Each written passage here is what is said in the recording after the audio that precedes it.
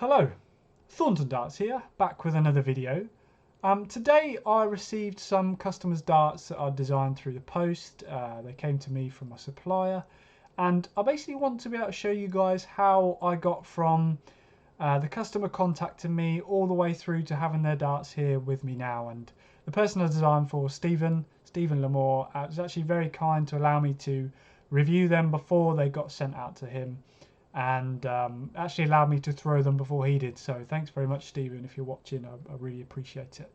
So let me show you where this journey started. Okay, so this all started from the 2nd of May. I uploaded a YouTube video where I basically merged together some pro player darts, or some professional player endorsed darts, and I mixed them together into one design, and this is what they ended up looking like. If you want to see that video, I'll put a link in the description as well.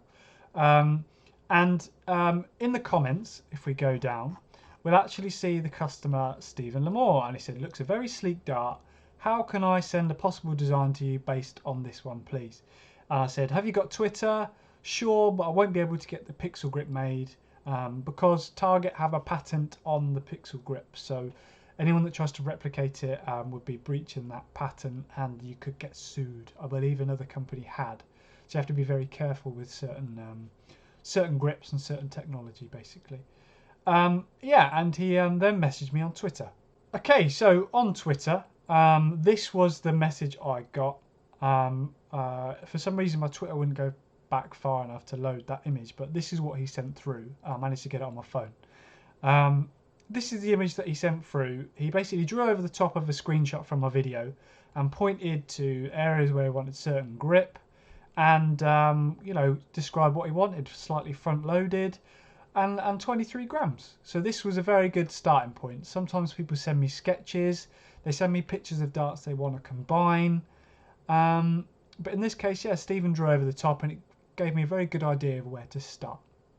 Okay, so from Stephen's first image, I then went away for a while, worked on this design, and this was the first draft that I came up with. Like he said, I had the knurl in the middle, the sort of pixel towards the back, a bit of a smooth section at the taper at the end with his initials in, SL, and also, yeah, the smooth section at the front. And I made it black at the time.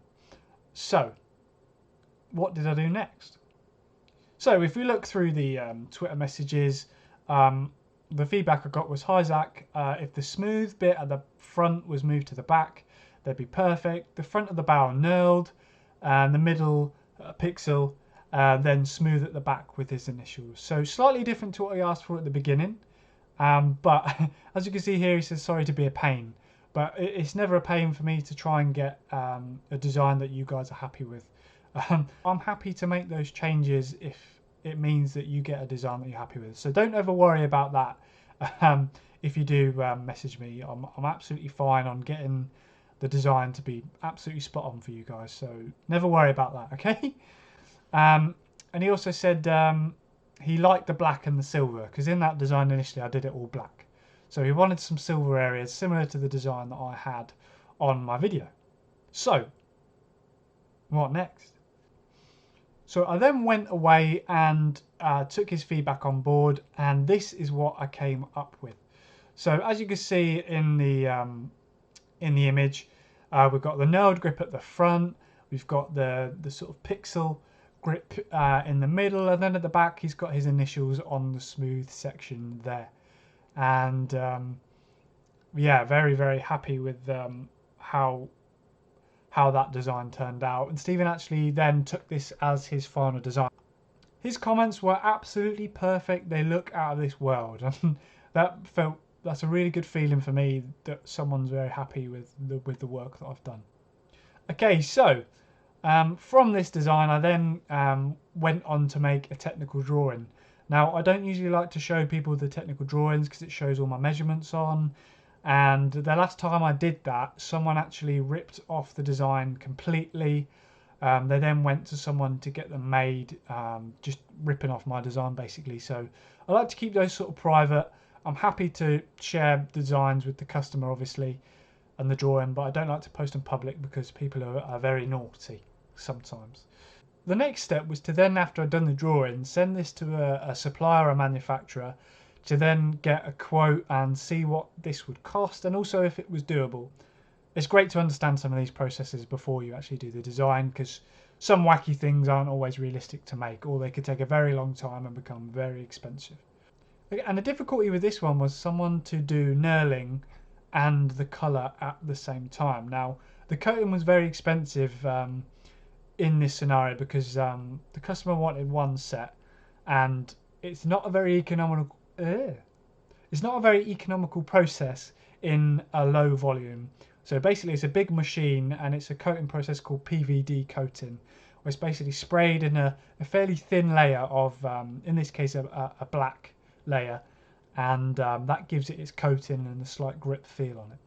And to get someone to do that and the knurling took a little while to find, but luckily through a few contacts I've managed to find a very good supplier that actually made these in the end.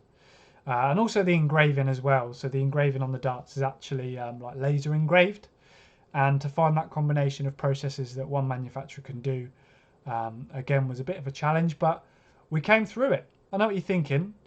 Did the design turn out as good in the final manufacture? So the manufacturer took around 4 weeks in total, excluding the design process. So after the design, it then took 4 weeks, or 4 weeks and shortly, and after this video I'll be sending them out, so just over 4 weeks, which is a very good turnaround for the coating as well. And I'm now going to show you what they look like. Okay, so because I'm an absolute massive tit, I actually messed up the audio in this part of the video, and I've already sent the darts away to the customer, so I can't re-record the video, so I'm just going to have to overlay it on the top. But yeah, we're just going to take a closer look at these darts.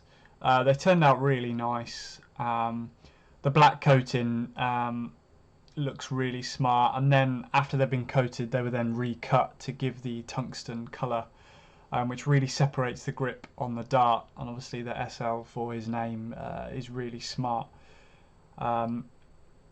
Yeah, I really like the nose shape as well, and when I threw these I almost didn't want to send them to the customer, they were so nice, and that middle section with the grip going up the barrel was sort of ideal for my grip. So again, thanks Stephen, because he actually let me throw these in the next part of the video, so yeah, big thanks to him, and I'm really chuffed with how these turned out. So let's see if they throw just as well. Okay, so we're going to be throwing a few darts with these now, just see, you know, sort of how they fly, give a bit of feedback on that, and then yeah, just see what we can score really.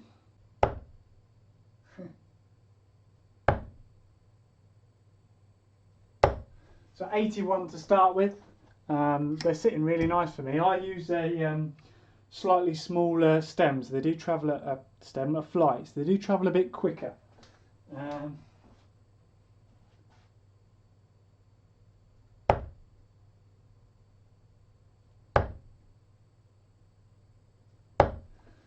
That's a 36.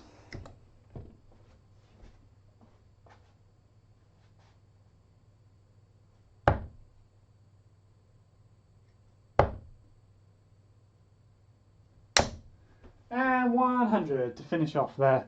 Yeah, very nice. As you can see in the board there, they're sitting fairly upright. When Stephen puts some longer stems in, maybe they'll sit nice and upright for him. I prefer mine to sit a little flatter than upright. But yeah, really happy with how they're flying. Obviously, with a decent player, they'd go in better places. But in terms of throwing them, yeah, they were flying really nicely through the air, and I hope Stephen enjoys them as much as I did.